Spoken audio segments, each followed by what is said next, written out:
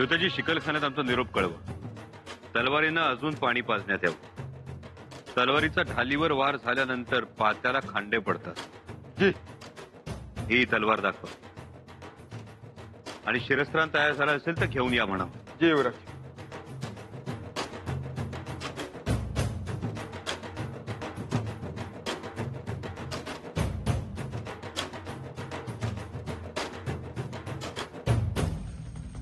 काय झालं ज्योताजी, गेला नाहीस अजून? आम्ही आहोत युवराज. तुम्ही येसुआवशी येता जाता आम्हाला अदब नका दाखवत जाऊ. हे मुजरे नमस्कार आम्हाला नाही आवडत. असं कसं? तो रिवाज आहे आणि आपण आमचे पतिराज आहात. मग तुम्ही आमच्या पत्नी आहात आणि पत्नी पतीपेक्षा कुठं कमी असते? नसते, परंतु थोरा मोठ्यांनी सांगितलेलं. ठीक आहे, मग आम्ही तुम्हाला उलटा नमस्कार करू. अगं बाई, हे काय बोलणं? आम्हाला नमस्कार का करू नये ते सांग. आम्हास ते ठाऊक नाही, ते चांगलं दिसणार नाही. रीतभात सोडून कसल्या रीतीभातीच्या गोष्टी करतात येसू? परस्पर सन्मानाची रीतभात आपण सुरू करू ना. येसू, खरं तर आम्हाला तुमच्यावर काव्य बांधायचं आहे, एका ओळीचं. सुचतच नाही. घटना तशा घडत राहतात. पण ही अग्नीची मोहीम उरकली की नक्की बांधतो. मोहिमेची तयारी सुरू आहे. पण तुम्ही का आलात? आम्हाला एक विचारायचं होतं तुम्हाला. अग्नीच्या मोहिमेवर कधी निघणार आहात? मोहिमेची तयारी व्हायला आणि अग्नी विजापूर पर्यंतच्या खबरा यायला 2 आठवडे तरी लागतील. हो ना. मग आम्ही काय म्हणतोय, प्रतापगडावर वीज पडून पागा जळाली आणि भवानी देवीच्या मंदिराचंही नुकसान झाले. कानावर आलंय आमच्या. युवराज, आम्ही काय म्हणतोय, आपण प्रतापगडावर जाऊन देवीचं दर्शन घेऊन येऊ ना. आम्ही ओटी भरण्याचा नवस केलाय देवीला. अजून मोहिमेची बरीच तयारी बाकी आहे. आम्ही घाईत आहोत. परंतु आपण नाही गेलो तर आमचं मन कुठंच लागणार नाही. नाही म्हणू नये. बघू, पण शब्द देत नाही. खेळणार 2 हात. आधी कबूल करा, मग खेळ.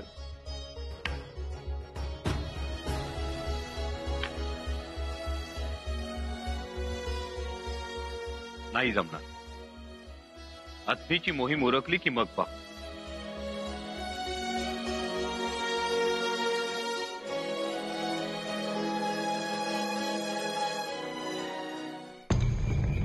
फोंडा इलाक्यात कानको, नाष्टागार, हेमाडबासे, बाळी, चंद्रवाडी, अंत्रुज अशी 80 गावं आहेत.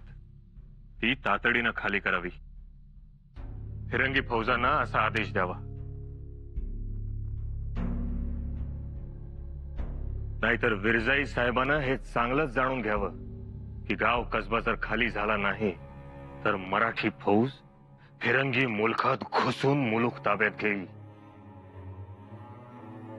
नानाजी पंत. जी महाराज. या खलित्याचा जर त्यांच्यावर परिणाम नाही झाला तर बेलाशक मुलूक मारा. चांगली अद्दल घडवा त्यांना. अद्दल घडायलाच हवी आबासाहेब. गोवा प्रांतात खूप अनाचार सुरू आहे या फिरंग्यांचा. कोळी लोकांच्या तरण्या ताठ्या लेकी बाळी जबरीनं पाठवतात आणि मग त्यांना धर्मप्रसार करायला लावतात. रात्रीचे अत्याचार करतात हे फिरंगी आणि त्याला या विरजाईचा होकार. हे थांबायला हवं आबासाहेब. हो, कारण कणसं मोडावी तशी माणसं खुडली जातात. याचं वाईट वाटतं. वाईट तर समजेच वाटतं युवराज. पर यो विरजाई दुसरा गेंडा आहे. अहो, आपण काय हालचाल करायच्या अगोदरच त्यो मुसंडी मारल. तो धोकाही लक्षात घ्यायला हवा. घेतलाय म्हणून तर महाराजा मी 15,000ची फौज मागितली आहे. एवढी? चिटणीस, गडाखाली किती फौज आहे? 25,000 महाराज. 25,000 15,000 फौज आपण पंतांना दिली तर आपल्या हाती राहते केवळ 10,000ची फौज.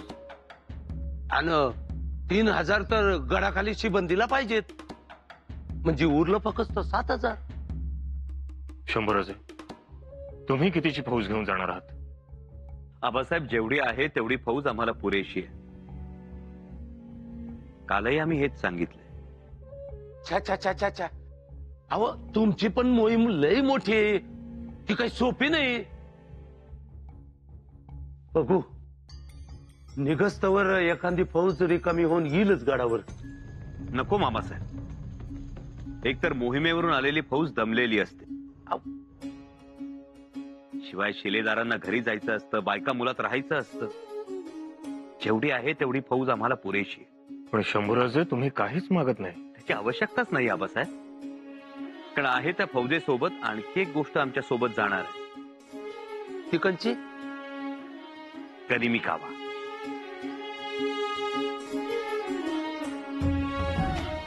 आतनी झोडपून काढायला या 2 गोष्टी पुरेशा आहेत. बघा युवराज, तुम्ही म्हणताय खरं, पण ही गोष्ट काय माझ्या मेळ्यात येणं झाली आहे बघा. आबासाहेब, आणखी एक इच्छा आहे. बोला. आत्मी मारून झाल्यानंतर भागानगरवर चाल करून जाऊ. तिथल्या डच वखारवाल्यांना चांगली अद्दल घडवावी आणि त्यांच्याकडून फ्लोरिन्स पण उकळावे. फ्लोर कलरिंग? मामासाहेब, फ्लोरिन्स म्हणजे डचांचे होत. त्यांच्याचकडून बंदूक आणि तोफा विकत घेण्याच्या वेळी कामी येतील. भागानगर नंतर तूर्तास आथणीच मारा. संपूर्ण तयारीनिशी जा. कोणतीही गोष्ट राहता कामा नये. जी आबासाहेब. अनाजी पंत, काही तक्रार? जी नाही. फोंड्याच्या कामयाबीनंतर अजिंक्य तारा ही स्वराज्यात येऊ द्यावा. जी महाराज. या तुम्ही. आज्ञा महाराज.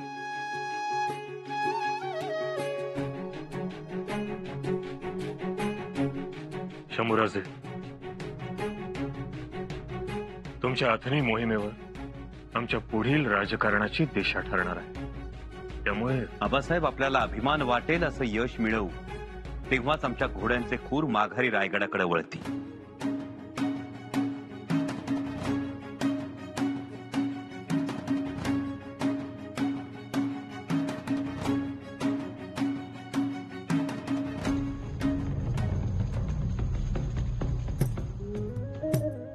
संपली मसलत?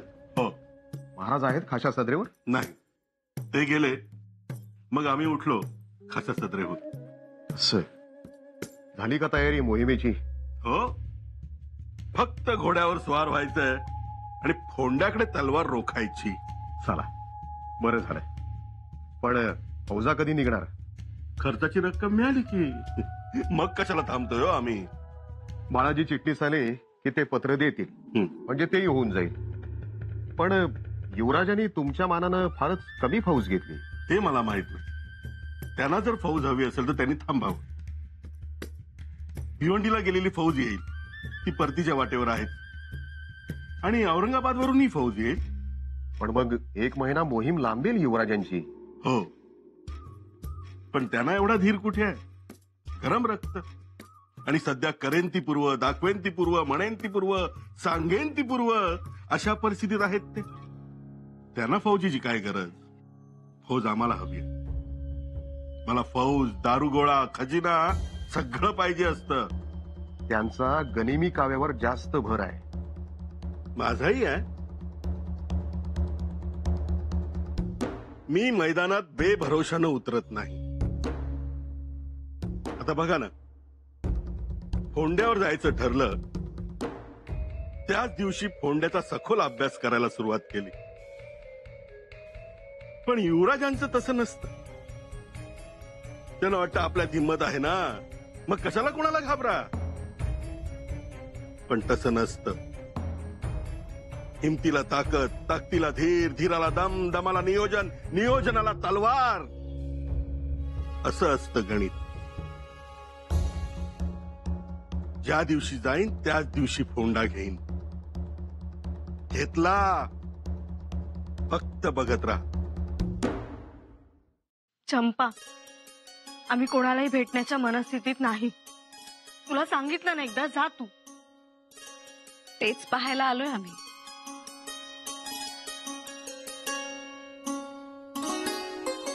मातोश्री, आपण सांगावा धाडला असता तर आम्हीच आलो असतो महाली. कसा धाडायचा सांगावा? इथे तर एक माणूस रुसून बसलाय. मातोश्री, माफी असावी, परंतु आपल्यासाठी असो. तर सुनबाई, काय बिनसलंय? कशामुळे? काही नाही. अहो, पण बोलल्याशिवाय काय तो रोग कळतो का? सांगा तरी. दुखणं काय आहे ते सांगितल्याशिवाय कळणार आहे का? युवराज आमचं ऐकतच नाही. आमचं जाऊ दे, देवासाठी तरी वेळ काढायला नको. आता आम्ही त्यांना म्हणालो भवानी मातेचं दर्शन करून येऊ, त्यासाठी तरी सवड काढायला नको का हो? दुसरं काही नाही ना? नाही.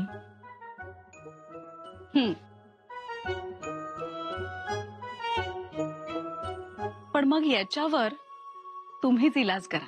नाही मातोश्री, युवराज आमचं काही ऐकतच नाही. सारखं आपलं मोहीम, हौस, तलवार, भाला, घोडा, लगाम. आता आम्ही त्यांच्या समोर तालीमखान्यात गेलो तर म्हणाले खेळा. मग खेळायचं म्हणजे मातोश्री, तलवार खेळायला त्यांना वेळ आहे, पण आम्ही काय म्हणतोय हे ऐकायला नाही. आम्ही बघतो, बोलावून घेतो त्यांना आणि सांगतो. ते ऐकतीलच असं नाही, पण जर ऐकलं तर आई भवानी मातेची ओटी भरा म्हणावं, पुतळा राणी साहेबांनी नातू मागितलाय. मातोश्री, खरं सांगायचं तर युवराजांनी या मोहिमेवरही आघाडी घ्यायला हवी. जा बाई, आम्हाला नाही बोलायचं कोणाशीच. बघू,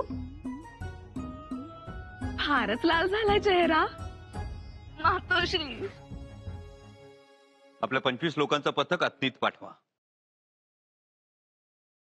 आत्नीत एकूण फौज किती, घोडदळ किती, पायदळ किती, इत्यंभूत माहिती हवी आम्हाला. जी युवराज.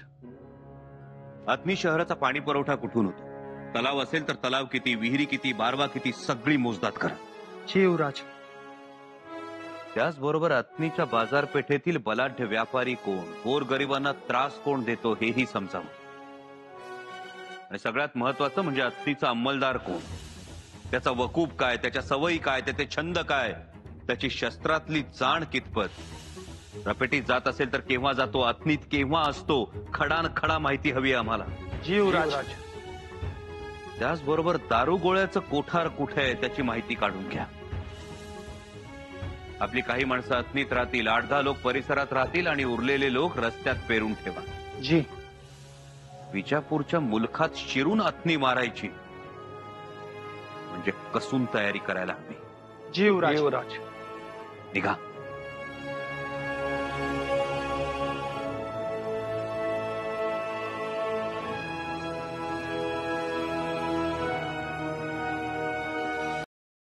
धारात्या, हे घेऊन जा. आमचं जाणं होईल असं वाटत नाही आम्हाला. धारात्या. युवराजी,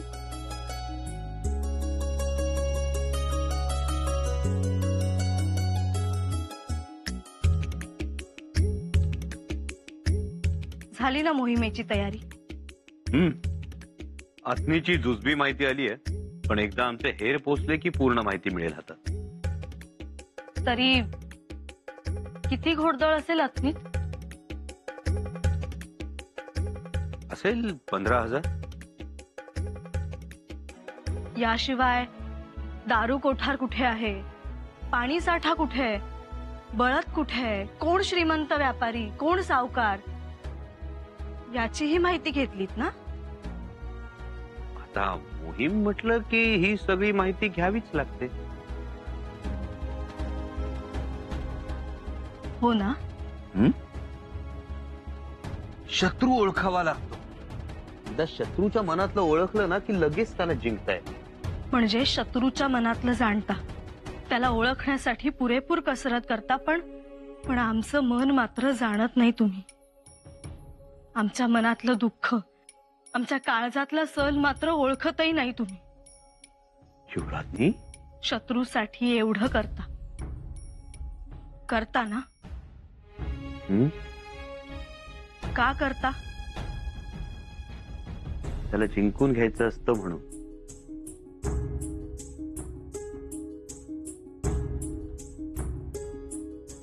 आम्हाला असं वाटतंय काही काळासाठी आम्ही आपले शत्रू म्हणून राहावे. हो हो हो हो हो, शब्द मर्यादा विराजते. मेणा मागवू की घोड्यावर जायचं प्रतापगडास? घोडा.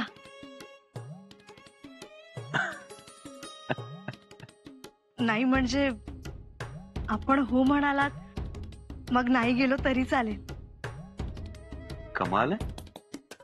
नाही म्हणत होतो तेव्हा जाण्याचा हट्ट करत होता, आणि आता चला म्हणतो आहोत तर नाही गेलो तरी चालेल. ते नाही कळायचं तुम्हाला. चला तयारी करा.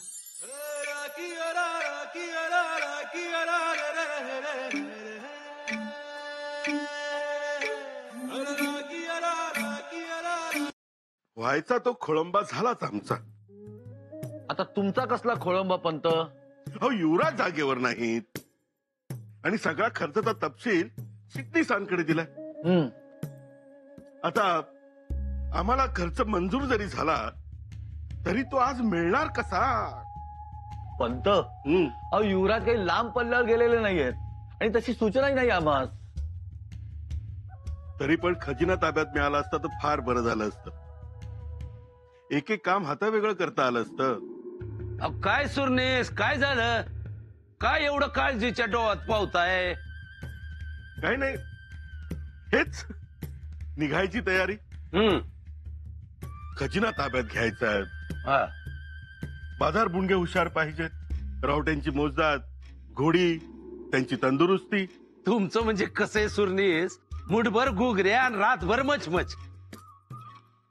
अहो जायचंय कुठं तर फोंड्याला, आणि धरून बसलाय गोंड्याला. म्हणजे अहो खजिनाच पाहिजे नव तुम्हासनी. हा, पण जमादारखाना बंद, चाव्या युवराजांकडे. अहो काळजी करू नका, तुमचा खजिना त्यो बघा चिटणीसांच्या ताब्यात दिलाय. चिटणीस? सर सेनापती म्हणतायत ते खरं आहे का? होय सुरनीस, तुमचा खजिना माझ्याकडे आहे. आणा रे.